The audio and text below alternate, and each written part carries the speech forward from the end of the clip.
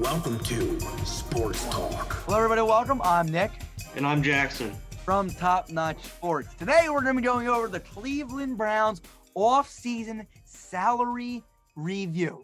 We're going to discuss the Cleveland Browns' current cap situation and what moves they might do this offseason in free agency, maybe the draft, and feel like who they may cut, who they might not cut, of realistic expectations. We're not going to throw out 10,000 names. We're going to give you people we think that you guys are going to sign this year in the offseason. Let's go right into it, where Jackson will explain what the first slide has to show. Jackson, take it away. So the first thing I like to point out here is the cap space, $12.7 million, not the most, but again, you can work with it. And again, you guys see the green and the red. Red basically means you're cutting and you're going to lose some money. And green means you cut a guy and you're going to gain some money. So, for example, cut Sheldon Richardson, you save $12 million. Well, I want to touch up, especially on the offensive side of the ball here. They got a really, really solid offensive line. Jedrick Wells, the rookie, Joel Bitonio, Jack Conklin. And what goes good with an offensive line, Nick? A great set of running backs, arguably the best two in the league, Nick Chubb and Kareem Hunt, Odell Beckham, Jarvis Landry, Donovan Peoples-Jones. Great solid pair of wide receivers there. Donovan Jones having a great rookie season. Austin Hooper, you go out and you pay and get yourself a nice tight end. Baker Mayfield, I feel like you really stepped it up towards the later end of the season. And you look at the defensive side of the ball, I feel like this team's got some pieces with Myles Garrett, Grant Delpit, Denzel Ward. It's kind of like, I feel like that's kind of their big three right now. Sheldon Richardson, again, he's a pretty solid defensive tackle. This team was a big step from 2019 to 2020, and this team's going to be competitive for a long time. Absolutely. We saw them knock off the Pittsburgh Steelers in the divisional round it was, and wild card round. I'm sorry. And this is what I'm saying. This team right here, the Cleveland Browns, solid pieces. Myles Garrett to lock down that edge on the defense. You got Denzel Ward, a superstar on this defense. Grant Delpit, who I think was the best safety in this year's draft, who's going to be a solid piece for them for years to come. They said he had a tackling problem. I didn't see it when I scouted him. Great player right here. Jedrick Wills, my favorite tackle in the draft. So you see something. A lot of these pieces on this team are solid young pieces. Then you got one of the best, in my opinion, trio receiving cores in the NFL, and Jarvis Landry, Odell Beckham Jr., and Donovan Peoples-Jones, who's another really underrated rookie receiver from a year ago. And you got Austin Hooper, your tight end over here, you signed to a big deal. Last year, you will lose $6.75 million if you were to cut him.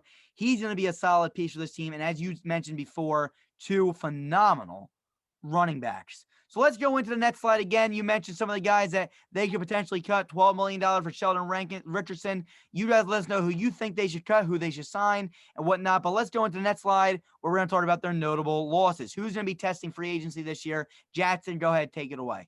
So big name, especially on the defensive side of the ball, Olivier Vernon, edge. Expected contract is a 1-year, $10 million deal. He played about 75% of the snaps. You're losing a pair of cornerbacks in Kevin Johnson and Terrence Mitchell. $6.5 million for 2 years for Mitchell, 1 year, $3.3 million for Kevin Johnson. Carl Joseph was a big part of this defense at the safety position. His expected contract is 4 years, $30 million. He played 61.2% of the snaps. You're losing a linebacker in B.J. Goodson. His expected contract is 1 year, $2.2 million. He played 78.7% of the snaps. Andrew Sendejo, who's always been a solid safety, his expected contract is 1 year, $2 million, 85.3% of the snaps played. You're losing another linebacker in Malcolm Smith. His expected contract's a 1 year, $1 million deal. He played about 51.9% of the snaps. Larry Ogunjobi, he's a defensive tackle. His expected contract is 3 years, $24 million deal. He played about 60% of the snaps. And you're losing, I think, a pretty solid wide receiver in Rashard Higgins. His expected contract is 2 years, $2.5 million. He played about 47% of the snaps. And you're losing your kicker in Cody Parkey. His expected contract is 1 year, $1.2 million. Exactly. And again, a lot of these guys, when you see people like this, you want to bring back the people that played a high percentage of snaps to keep some familiarity here. Again, Carl Joseph, one guy I know, being a Raiders fan myself, never really panned out for us, didn't really play him, but he had a phenomenal year for this team, in my opinion, a little bit that I saw him. He had some people, but again, you want to bring back the guys that have a lot of the high percent of snaps played, because these are the guys that really made your team this year, and you guys were a playoff team and a really young, solid team. So on the next slide, we're going to show you who we think that you guys might be bringing back and who you may be signing. Here we go. Right away, we see estimated cap space is at $12.7 million. Estimated cuts, David Njoku. Now, you guys might be like, why the hell are we going to cut David Njoku? He's athletic. He's a solid player. David Njoku pointed out this year that he wanted to be traded. You guys never traded him. And now he's going to be a guy that you can save $6 million, free up some cap room. And you guys are right there. You guys can really make a push to the Super Bowl if you guys bring in a big name. In my opinion, you got a great tight end already in Austin Hooper. You got Harrison Bryant in this year's draft. David Njoku is a stud. Don't get me wrong. I love David Njoku. But if you save $6 million, he doesn't want to be here, that will put you at $18.7 million in estimated cap space available. With that money, you can expect 2 signings in our mock free agency here. Olivier Vernon, you can re-sign for a 1-year, $10 million deal, and that would be a $10 million cap hit. And Richard Sherman for a 1-year, $7 million deal, and that would be a $7 million cap hit. Total expenses, it would be $17 million would be the total cost, and you would have $1.7 million total left in cap space. Now, you might be like, why are we signing Richard Sherman? Guys, your guys' team is very solid, and you are a single piece away from being probably in Super Bowl contention. You bring in someone like Richard Sherman along with Denzel Ward, and you got Greedy Williams, who's another really good cornerback when he's on the field. You got those 3. You got Grant Delpit in the secondary, deep secondary, and right now you got Ronnie Harrison. You still got some weaknesses. You didn't draft a middle linebacker. You didn't draft a weak side linebacker. You didn't draft a safety. You didn't draft another tight end to potentially replace David Njoku if you want another receiving tight end or maybe a blocking tight end this time. And you didn't draft a defensive tackle, and this would really fill out this team. This would be a huge free agency, a huge offseason for this team. If you can establish maybe a good linebacker, maybe a safety to replace Ronnie Harrison if you want to, draft a tight end to replace David Njoku, and maybe a defensive tackle, considering you're losing a few of the big names due to free agency. So let's go into the next slide where we're going to break down our expected starting lineup next season. Jackson, I'll let you explain the colors and what they mean. So basically, what these colors are, again, the guys in green, Richard Sherman is only one of them. As Nick said, he's going to come in on a 1-year, $7 million deal. He's going to play a little cornerback for you. Put him alongside Denzel Ward. That's a solid cornerback duo right there. The guys in yellow, Jacob Phillips, Mac Wilson, Jordan Elliott, and Ronnie Harrison.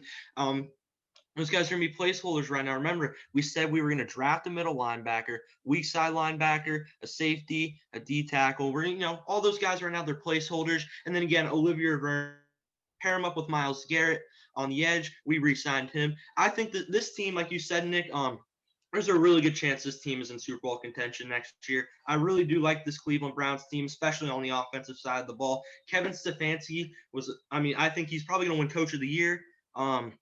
He single-handedly, I think he turned this team around. This offensive side of the ball, they turned it around. This defense looks solid. Look out for this Cleveland Browns team. Absolutely. And again, as Jackson said, you draft a middle linebacker, you draft a weak side linebacker, a safety, a defense tackle, and sorry, I said safety twice, and you immediately plug them in. You didn't plug these guys in. You draft a good defensive tackle. Jordan Elliott's solid. He's not terrible, but you didn't plug him in. Mac Wilson, Jacob Phillips, you can find their replacements pretty easily. Safety, Ronnie Harrison. Grant Delpit's going to be a future piece for this team, and I think he's going to be a very, very great safety for you guys for years to come. But like Jackson said before, you got Richard Sherman on one side, Denzel Ward on the other side, and you still got Greedy Williams.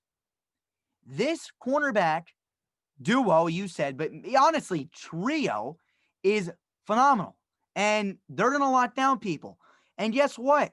Helps the secondary.